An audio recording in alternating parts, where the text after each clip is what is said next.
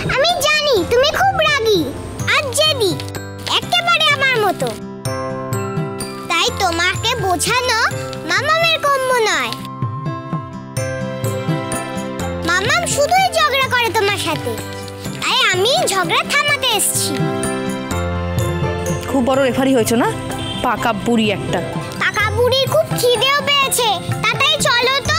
জানো দিদান সবার জন্য বাড়িতে খিচুড়ি বানাচ্ছে। তেজ, আসলে আপনাকে তরিনা খুব ভালোবাসে। অন্য কারোর কথাই না হোক, আমার কথাই না হোক, অন্তত ওর কথাই চলুন প্লিজ। আর আমি আপনাকে কথা দিচ্ছি, মা জগৎধাত্রী সব কিছু ঠিক করে দেবেন, দেখবেন। আমায় কোলে না।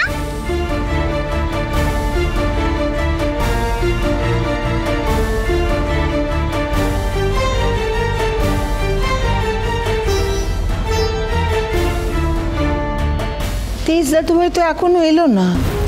ও সমুদ্র, তুমি একটু গিয়ে নিয়ে এসো না, দেখো না।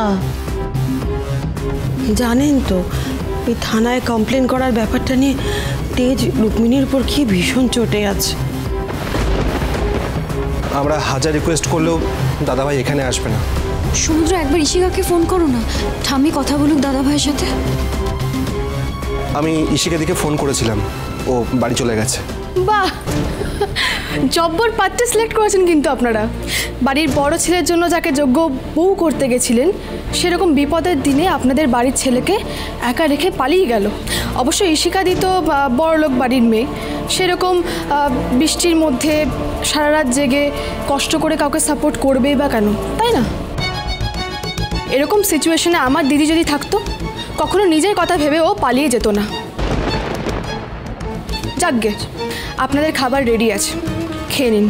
না না, ভাই না আসা অবধি আমাদের গলা দিয়ে কিচ্ছু নামবে না। ছোট, এই ছোট, বাড়িটাকে তো একেবারে ধর্মশালা বানিয়ে ফেলেছিস। হ্যাঁ, রোজ রোজ লোক এসে জুটছে। এত দান খয়রাত করার মতন পয়সা কিন্তু আমার কাছে নেই ছোট। গোষ্ঠী শুদ্ধ লোককে খাওয়াবো কি করে, সেটা একবারও ভেবে দেখেছিস তুই? দিদিভাই, ওনারা খুব বিপদে পড়ে এখানে এসছেন, দয়া করে হুল ফুটানো কথা বলে আর অশান্তি করো না। কেন করব না? হ্যাঁ, আমরা যখন বসু মল্লিক বাড়িতে যেতাম তখন কম হুল ফোটানো কথা আমাদের শোনানো হতো না।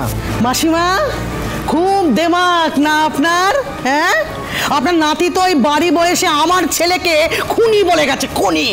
আর আপনারা আপনারা আমাদেরকে গরিব, ভিখিরি এইসব বলে তো কম অপমান করেননি। তার ফলটা খুব ভালো করে পেলেন তো।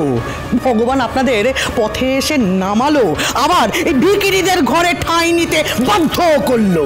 আর একেই বলে ধর্মের কল বাতাসে নড়ে।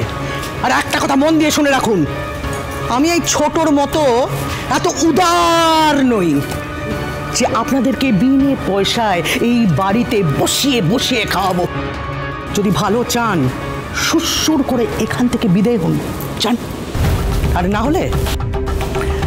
না হলে ঝেঁটা মেরে এখান থেকে বিদায় করবো, ঝেঁটা মেরে বেরিয়ে যান। কি করছো নাকি? শুভ বিবাহ সোম থেকে রবি প্রতিদিন রাত 10:30টায় স্টার জলসায় ও জিও হটস্টারে।